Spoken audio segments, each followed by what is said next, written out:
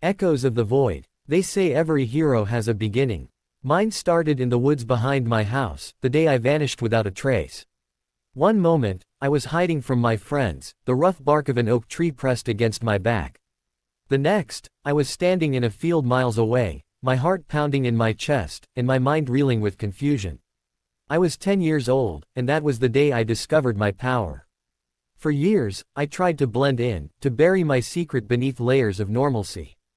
But you can't hide from destiny. Not when it's coursing through your veins, bending time and space at your command. And certainly not when lives hang in the balance. The day I saved that little girl from a speeding car, I realized something crucial. I wasn't just different. I was extraordinary. And with that revelation came a daunting responsibility.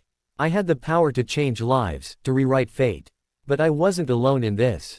There were others, lurking in the shadows, some with benevolent intentions, and others with darker desires. Now, as I stand on the precipice of an uncertain future, one thing is clear: I can no longer run from what I am.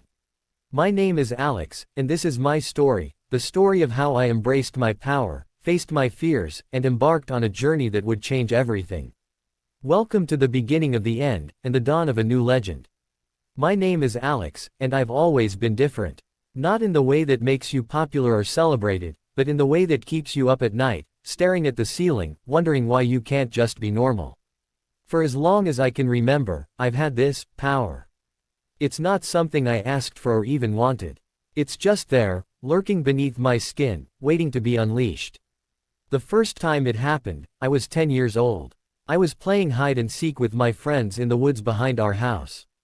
I remember the rough bark of the tree I was hiding behind, the way the leaves rustled in the breeze, and the distant sound of my friends' laughter. Suddenly, a strange sensation washed over me. My heart raced, my vision blurred, and before I knew it, I was no longer behind the tree. I was miles away, standing in the middle of a field I'd never seen before. Panic set in, and I dropped to my knees, clutching my head as if I could somehow force myself back to where I belonged. It took hours for my parents to find me, and when they did, they were too relieved to ask questions. I didn't have any answers anyway. Years passed, and I learned to control it, somewhat. I called it jumping, because that's what it felt like. One moment I was here, and the next, I was there. It wasn't just about distance, either. Sometimes, I could jump through time, though never more than a few minutes. It was as if the universe had given me a shortcut, a way to slip through the cracks of reality. But with great power comes great isolation. I couldn't tell anyone, not even my best friend, Ethan. How could I? Hey, Ethan, guess what? I can teleport and sometimes time travel. Pretty cool, huh? No, I kept my secret close, hidden beneath layers of normalcy. I went to school, did my homework, and tried to live a life that felt increasingly like a lie. Then, one day, everything changed. I was walking home from school, lost in thought, when I saw a car speeding towards a little girl who had wandered into the street. Without thinking, I jumped. 1 second I was on the sidewalk, and the next, I was pulling the girl out of harm's way. The car screeched to a halt, the driver white-faced and trembling. The girl looked up at me with wide, grateful eyes, and I knew I couldn't hide forever.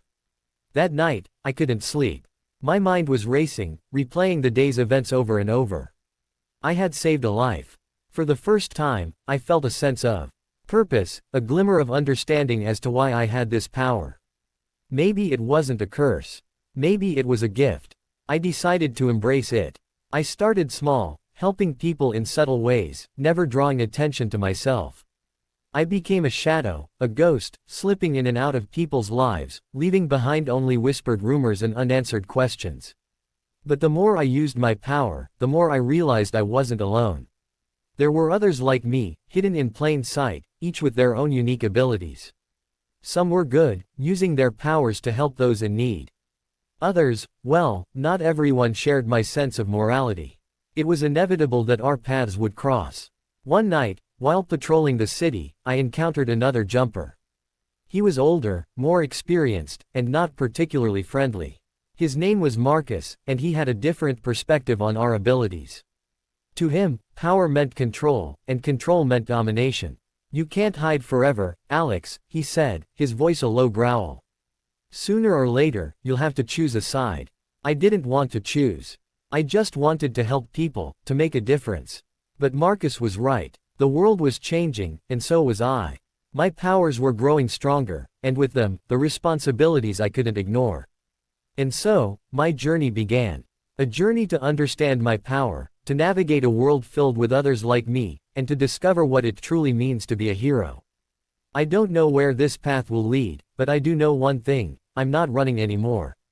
I stood on the rooftop of an old, abandoned warehouse. The city sprawled out below me like a living, breathing organism. It had been weeks since my encounter with Marcus, and his words still echoed in my mind. I had started to notice others like me, their presence like faint ripples in the fabric of reality. Some were kindred spirits, while others were shadows in the dark. Tonight was different. There was a tension in the air, a sense of impending doom that made my skin prickle. I watched the streets, my senses heightened, waiting for something, anything, to justify the gnawing feeling in my gut. Suddenly, a scream pierced the night. Without hesitation, I jumped, reappearing in an alleyway where a man lay on the ground, clutching his chest. Blood pooled around him, his face contorted in pain. Kneeling beside him, I tried to apply pressure to the wound, but it was too late. His eyes flickered, and he grabbed my wrist with surprising strength. "They're coming," he rasped, his voice barely audible. "You need to stop them." "Who?" I asked, but his grip slackened, and he was gone. I stood up, my heart pounding. Footsteps echoed down the alley, and I turned to see a figure emerging from the shadows.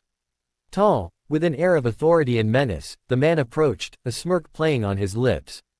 "Impressive," he said, his voice smooth and cold. "But you're meddling in things you don't understand, Alex." "Who are you?" I demanded, my fists clenched. "Call me Draven," he replied, taking a step closer. "I've been watching you. You're powerful, but you're reckless. It's time you learned what real power looks like." Before I could react, Draven raised his hand, and a wave of energy surged towards me. I jumped instinctively, but instead of reappearing elsewhere, I was yanked back, crashing into the alley wall. Pain shot through me, and I struggled to my feet, dazed and disoriented. Draven approached, his eyes glinting with malice. "You see, Alex, there's a war coming. A war between those who understand the true nature of our powers and those who waste them on futile heroics. You're on the wrong side." He reached out, and I felt an invisible force constrict around me, lifting me off the ground. My vision blurred, and I could barely breathe. Desperately, I focused, trying to jump, but Draven's grip was too strong. "You have potential," Draven said, his voice echoing in my ears. "Join me, and you'll see what you're truly capable of. Resist, and you'll be nothing but a footnote in the history of the New World Order." With a final effort, I managed to break free, collapsing to the ground. Gasping for air, I looked up at Draven, defiance burning in my eyes. "I'll never join you," I spat, my voice hoarse. Draven sighed, almost regretfully. "Pity," he said. "You would have made a valuable ally. But no matter. There are others." As he turned and walked away, disappearing into the shadows, I knew this was just the beginning. The war he spoke of was real, and I was caught in the middle. But I wasn't alone. Somewhere out there, others like me were waiting, fighting, resisting. I would find them. I would stop Draven and whatever dark force he served. But first, I needed to understand my power, to master it fully. The fate of the world might depend on it, and as the city's lights flickered in the distance, I couldn't shake the feeling that time was running out. The weeks that followed were a blur of training, searching, and preparing. I pushed myself to the limits, discovering new facets of my power and honing my abilities.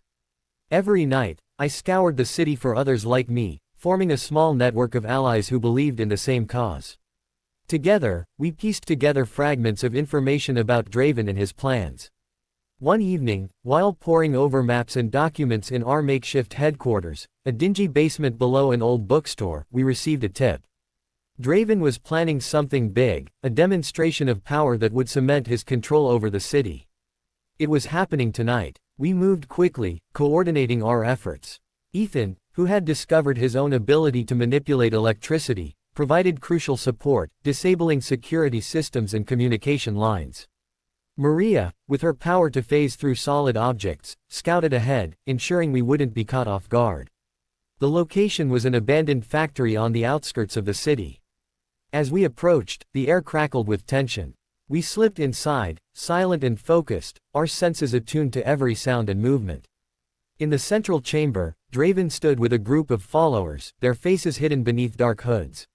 "You're too late, Alex," Draven's voice boomed, echoing through the vast space. "The city will soon be ours." "We'll see about that," I replied, stepping forward. "This ends tonight, Draven." He smiled, a cold, calculating expression. "So be it." The battle that followed was like nothing I had ever experienced. Energy blasts ricocheted off the walls, filling the air with sparks and smoke.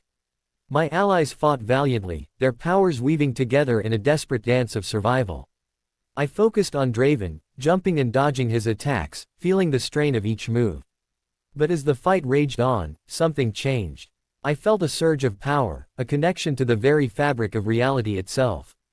With a clarity I had never known, I saw the threads of possibility, the pathways of time and space.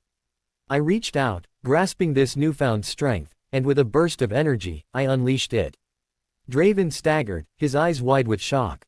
"What have you done?" he hissed. "Embraced my destiny," I replied, my voice steady and resolute. With a final, concentrated effort, I channeled all my power into a single, decisive strike. The room erupted in light, and Draven was thrown backward, his control shattered. His followers fled, their cohesion broken. As the dust settled, I stood amidst the wreckage, my breath coming in ragged gasps. My friends gathered around, their faces weary but triumphant. We had done it. We had stopped Draven and saved the city. But this was just the beginning. I knew there were others out there, more threats to face, more battles to fight. The world was vast and filled with dangers, but also with hope. Together, we could make a difference. As I looked at my friends, I felt a deep sense of gratitude and determination. We were a team, a family, bound by our powers and our purpose. And whatever the future held, we would face it together. And that's the end of our story, for now. If you enjoyed Echoes of the Void, don't forget to like the video and subscribe to our channel for more amazing content. Leave a comment below with your thoughts and theories about what might happen next. Your support means the world to us and helps us bring more stories to life. Also, hit that notification bell so you never miss an update. Thanks for watching, and stay tuned for the next adventure.